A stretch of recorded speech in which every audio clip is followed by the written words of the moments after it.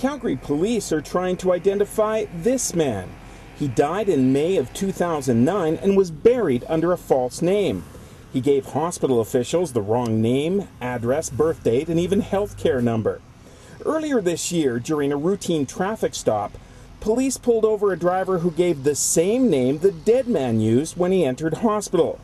That's where Detective Carlos de Meneses picks up the story.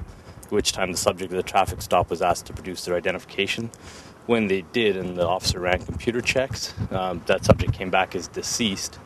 That person was subsequently taken to our arrest processing unit for fingerprinting to substantiate his identification.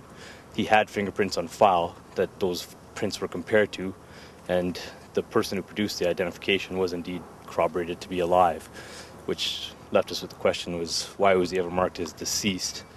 What ends up happening is that in the spring of 2009, a person attended the hospital, was admitted to the hospital under this person's identity, received treatment at the hospital, but subsequently died while in hospital care, was then sent off and was buried, and is now in Queen's Park Cemetery under the stolen identity of the person who was at this traffic stop. The difficulty that we're running into is that that person, as well as the victim of the identity theft and the third party who paid for the funeral, is that they all state that they solely know this person by his Chinese nickname of Golo, which means tall guy from what I've told. So police are now going public with Golo's picture, hoping someone can clear up his real identity.